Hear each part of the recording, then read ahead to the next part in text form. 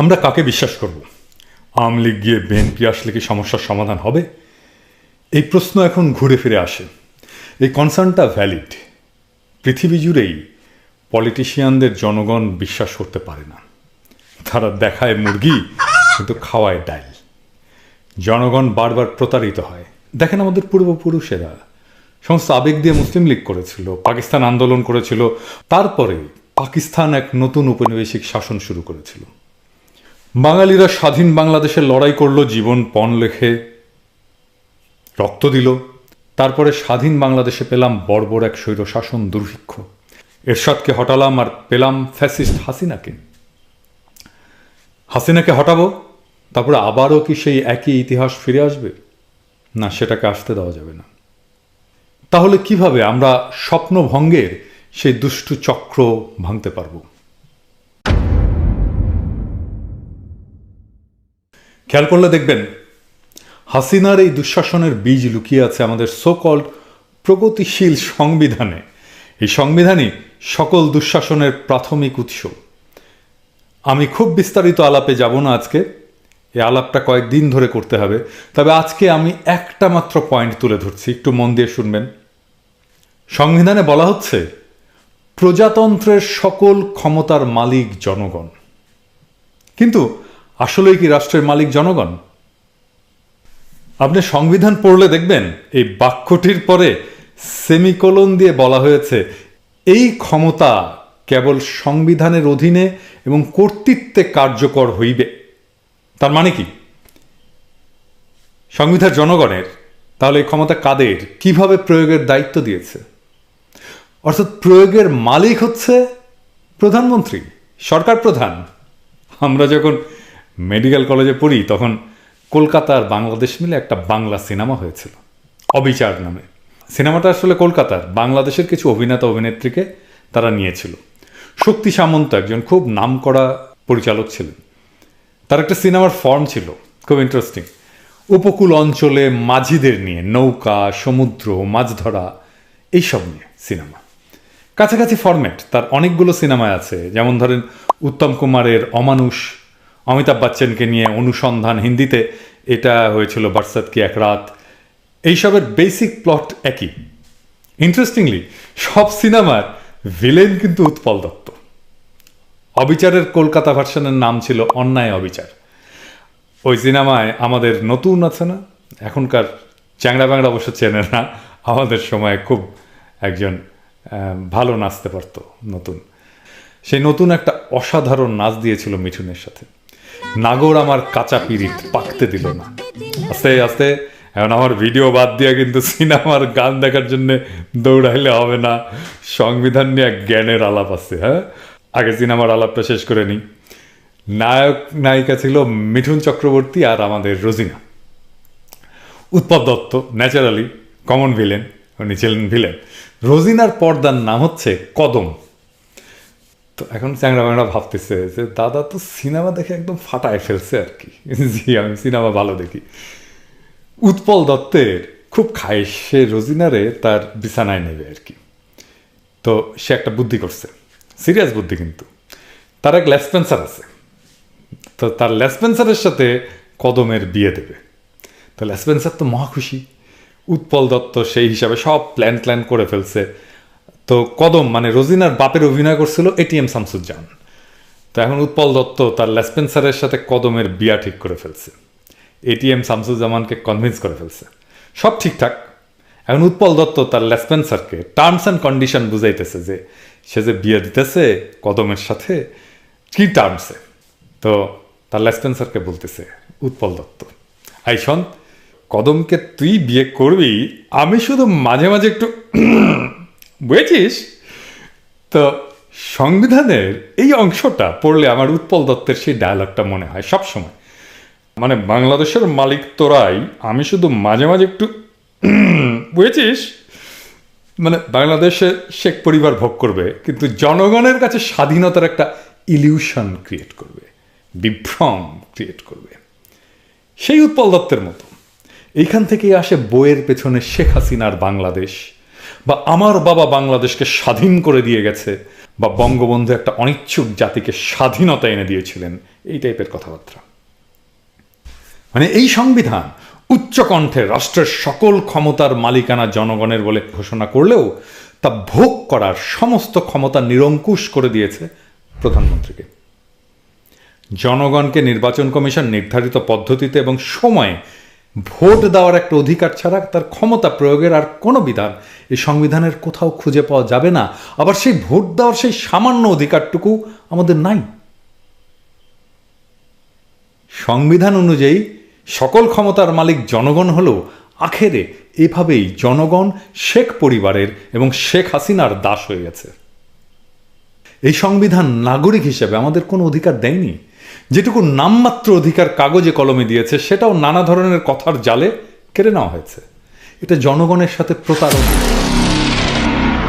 সংবিধান তো জনগণ ক্রিটিক্যালি পাঠ করে না, কিন্তু যারা লিখেছে তারা তো জানে আমি এটা কি জন্য লিখছি।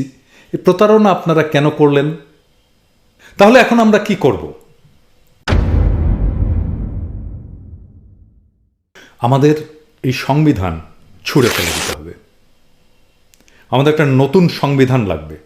৭২-এ রচিত সংবিধান আজ ২০২২ সালের চ্যালেঞ্জ মোকাবেলা করতে পারছে না। এই সংবিধান আমাদের কোনো অধিকার রক্ষা করতে পারেনি। এই সংবিধান বাংলাদেশ রাষ্ট্রকে রক্ষা করতে পারেনি। ওই সংবিধান রাখলে আবার হাসিনা তৈরি হবে, আর বাংলাদেশের নাগরিকদের সকল অধিকারকে জয় বাংলা করে দেবে। ওই সংবিধান রচিত হতে হবে আজকের তরুণদের স্বপ্ন আর কল্পনা দিয়ে, তাদের পার্টিসিপেশনে। তাদের আগামীর জগতে আমরা থাকবো না, তাই ওইটা আমরা তৈরি করে দিতে পারি না।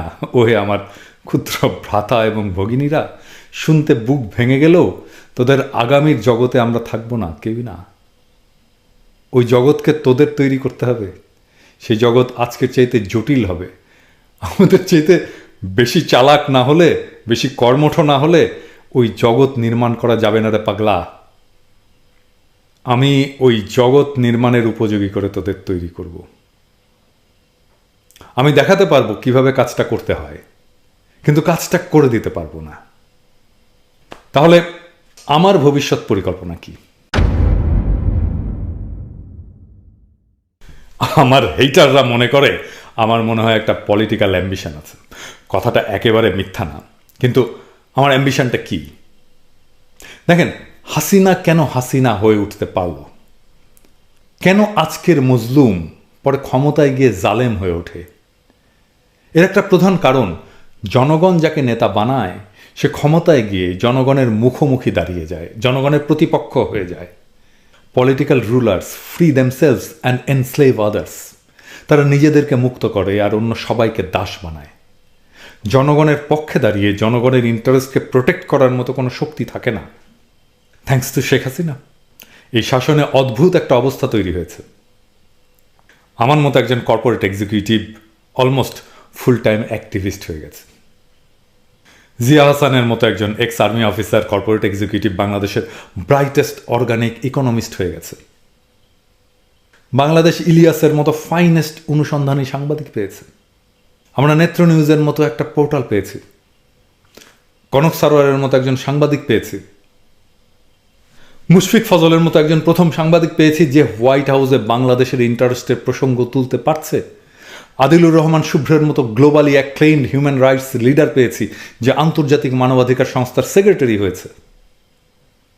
আর অনেকেই আছেন যাদের নাম করতে পারিনি, কিন্তু দেখেন এদের জন্ম কিন্তু শেখ হাসিনার আমলে। এদের পরিচিতির কারণটা কি? কারণ খুব সিম্পল, এরা জনগণের কণ্ঠস্বরকে প্রতিধ্বনিত করতে পারে।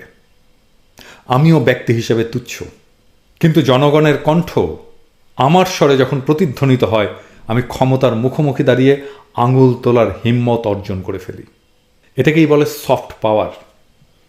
একসময় প্রথম আলো ডেইলি স্টার ছিল ক্ষমতাবান এই সফট পাওয়ারের অধিকারী, আর আজকে সিভিল সোসাইটির ক্ষমতা চলে এসছে এইখানে।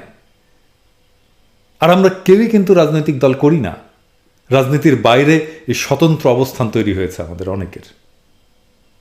আমাদের বুকে সাহস আছে, চ্যালেঞ্জ মোকাবেলা করার ক্ষমতা আছে, আধুনিক দুনিয়ার সাথে পাল্লা দেওয়ার দক্ষতা আছে। আমি অন্যের কথা বলতে পারবো না, কিন্তু আমি আমার এই সফট পাওয়ারকে মজলুমের পক্ষে দাঁড়িয়ে ক্ষমতাকে দৌড়ের উপরে রাখার কাজে ব্যবহার করব। কারণ পাবলিক ভয়েস যেটা পাবলিক ভয়েস হিসেবে অর্গানিক্যালি ডেভেলপ করেছে, বা যেটা সিভিল সোসাইটি, সেটা যদি ক্ষমতার কাছে আত্মসমর্পণ করে, তাহলে জনগণ ডিফেন্সলেস হয়ে যায়। সে তার রাজনৈতিক ক্ষমতা হারায়, সে ভয়েসলেস হয়ে যায়, তার কোনো ভয়েস থাকে না। সে তখনই তার এজেন্সি বা অধিকার রিক্লেম করতে পারে যখন তার পক্ষে শক্তিশালী ভয়েস পায়, যে ক্ষমতার সামনে দাঁড়িয়ে আঙুল নাচিয়ে কথা বলতে পারে, যার সামনে ক্ষমতা থরথর কাঁপে। বাংলাদেশের মন্ত্রীদের নাম মানুষ জানে না, কিন্তু তারা মৌলানা ভাসানীর নাম জানে, কারণ ওই লোকটা ক্ষমতার কাছে কখনো নতজানু হননি। এই লোকটা আমৃত্যু মজলুমের পক্ষে থাকবে। শক্তিশালী সিভিল সোসাইটি দিয়ে ক্ষমতাকে চ্যালেঞ্জ করেই বাংলাদেশে আগামীতে পাওয়ার ব্যালেন্স করতে হবে। ফিদেল ক্যাস্ট্রো চে গুয়েভারার চাইতে বড় মাপের বিপ্লবী ছিলেন, কোনো সন্দেহ নেই। কিন্তু দুনিয়াতে অল্পদিন বেঁচে থেকে লড়াই করতে করতে বলিভিয়ার জঙ্গলে ধৃত হয়ে নিহত চে গুয়েভারাকেই তো বেশি মানুষ মনে রেখেছে, তাই না? কেন? কারণ আমাদের সকলের জীবন তো সাফল্যের না, সকলের জীবনই ট্র্যাজিক নায়কের মতো। তাই ট্র্যাজিক নায়কদের সাথে মানুষ খুব সহজেই কানেক্ট করে ফেলে নিজেকে। চেয়েছিলেন ট্র্যাজিক নায়ক। মানুষের হৃদয়ে পৌঁছানোর রাস্তা একটাই, কষ্টের জীবন, সাহসের জীবন, ত্যাগের জীবন। আপনি আপনার ব্যক্তিগত অর্জন দিয়ে কখনোই মানুষের হৃদয়ের গভীরে পৌঁছাতে পারবেন না। মানুষের ভালোবাসায় সিক্ত হতে হলে ত্যাগ করতে হয়। আপনি যতটুকু ত্যাগ করবেন, ঠিক ততটুকু ভালোবাসাই আপনাকে মানুষ ফেরত দেবে। নির্লোভ হতে হয়। তারপরে জনগণের পক্ষে থেকে লড়াই করতে করতে বিদায় নিতে হয় যুদ্ধের মাঠে থেকেই। ওই জীবন গৌরবের। আমি সেই গৌরবের জীবনের মঞ্জিল চিনে গেছি। সেই পথ থেকে কোনো লোভ আমাকে বিচ্যুত করতে পারবে না। জীবনের প্রতিটি মুহূর্ত, জীবনের শেষ মুহূর্ত পর্যন্ত মজলুমের সাথে থাকার তৌফিক যেন সৃষ্টিকর্তা আমাকে দেন।